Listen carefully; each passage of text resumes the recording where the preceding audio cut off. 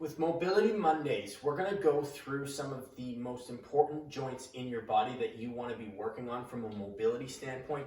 And one of the things that I want to reiterate again is in terms of mobility, it's so important that you're working on actively controlling your muscles through ranges of motion. So not just holding stretches and expecting you to become more mobile, but holding stretches and strengthening at your end and your short ranges in order to be able to control that movement, ultimately promoting healthier joints, healthier tissues. So what we're going to do for our Mobility Mondays, we're going to start from the bottom and work our way up. And we're going to look at two joints today that do not get a lot of love or a lot of attention when it comes to mobility work, but are extremely important. And those joints are your big toes and your ankles. And the reason why they're so important is because they are your first point of contact. Any sort of walking, any sort of running, any sort of sporting activity, having the adequate mobility in these joints is super imperative to make sure that you're performing these movements correctly, ultimately leading to an injury-free state. So what I'm doing right now is I'm actually in my big toe stretch.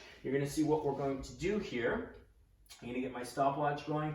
Is big toes, the biggest thing you want is to be able to flex them up. So what I'm going to do here is I'm leaning back on my big toe. I'm going to start a timer. We're going to hold. For some of you, this is going to be extremely painful because this is a movement that you haven't done in a really, really long time. Hence what I said before about not giving enough love. This movement can be super, super important, or this stretch or this mobility exercise can be super important to help prevent plantar fasciitis and also to, again, just to help prevent any imbalances and prevent bunions from forming. So I got my toes flexed here. I'm in the stretch position. If it hurts too much, you just go out a little bit and then you come back into the stretch when you're ready. Also, too, the other thing you can do is just take some weight off of your toes by doing this here, whereas if you're a little more advanced, you can lean back. We're going to hold the stretch for about a minute and a half, and then we're going to start to do that activation that I mentioned and just really, again, trying to control those end ranges. So I'm holding the stretch. Take a couple of deep breaths in.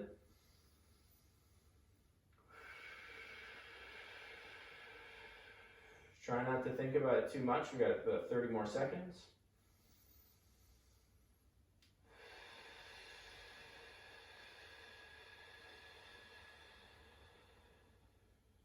Let's go one more deep breath.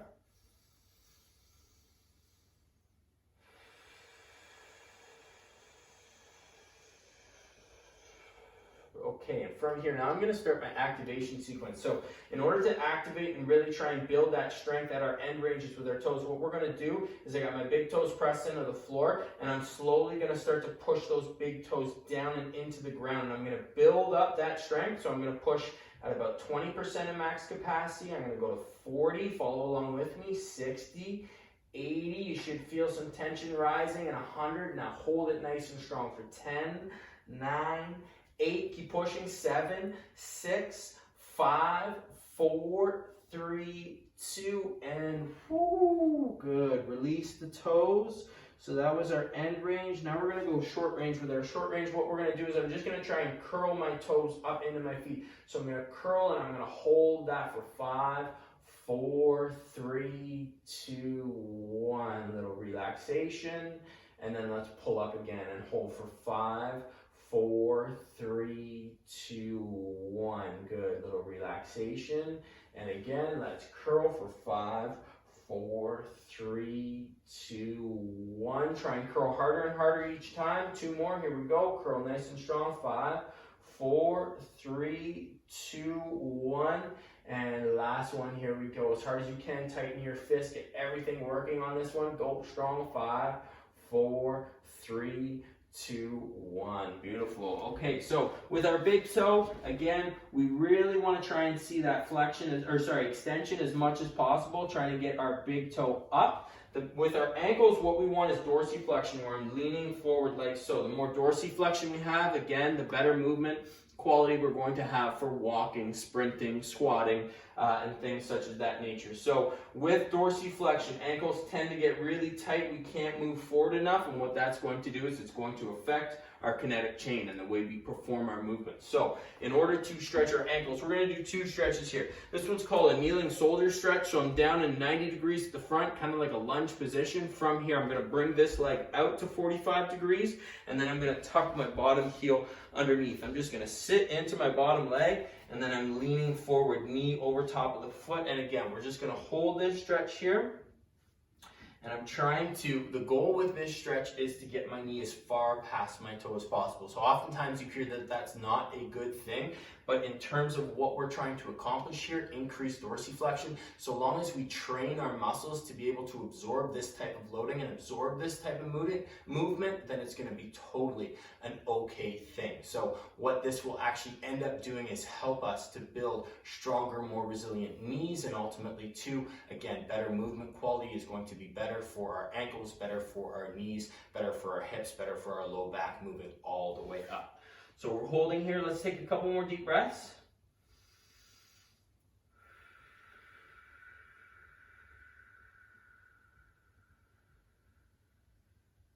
Deep breath in again.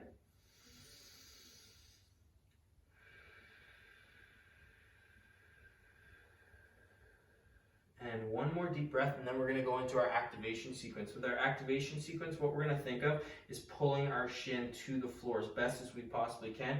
Try and keep your knee and your toe pointing in the same direction. So I'm just going to shift a little bit here, take that deep breath in, and then same thing, we're going to build up 20, 40, 60, 80. So I'm going to pull that shin forward, down towards the floor, 20. You should feel it all throughout the front of that shin.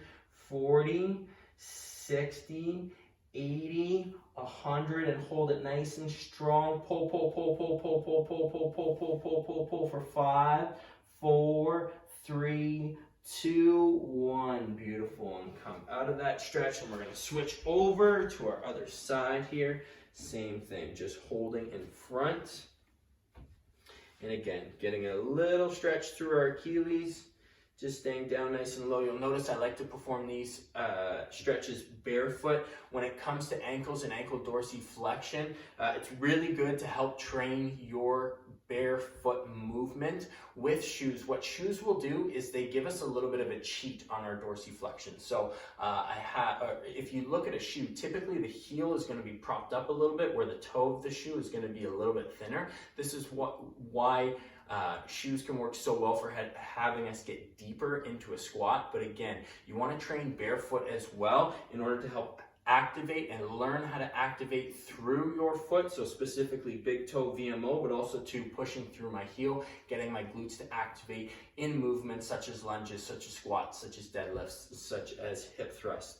So with this here, what we're going to do is we're going to try and train our organic dorsiflexion with no shoes on.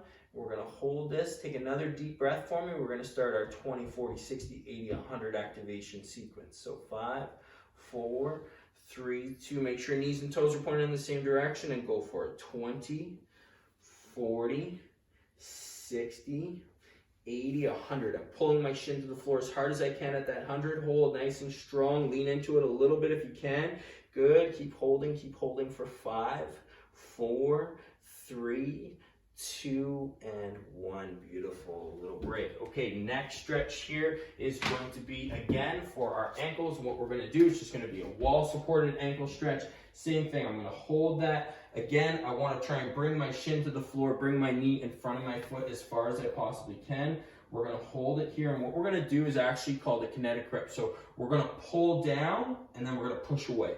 Pull down and push away. We're going to go 5 on one side and then 5 on the other side. So I got my foot grounded into the floor. It's pointing directly straight. Both of them are pointing, if we have a clock, at 12 o'clock. From here, activate that shin, push down, and then what we're going to do is push our foot into the floor as we push away. So follow me here. Activate, pull that shin down for 5, 4, 3, 2, 1, and then I'm going to push away. 5, 4. Foot into the floor. 3, 2, 1. Shin down to the floor. 5, 4, 3, 2, 1, and push away. Foot into the floor. 5, 4, 3, 2, 1. That's 2. Pull down. 5, 4, 3, 2, 1. Push away. 5, 4, 3, 2, 1. Pull down. 5, 4, 3. Shin to the floor. 2, 1. Push away. Foot through the floor. 5, 4, 3,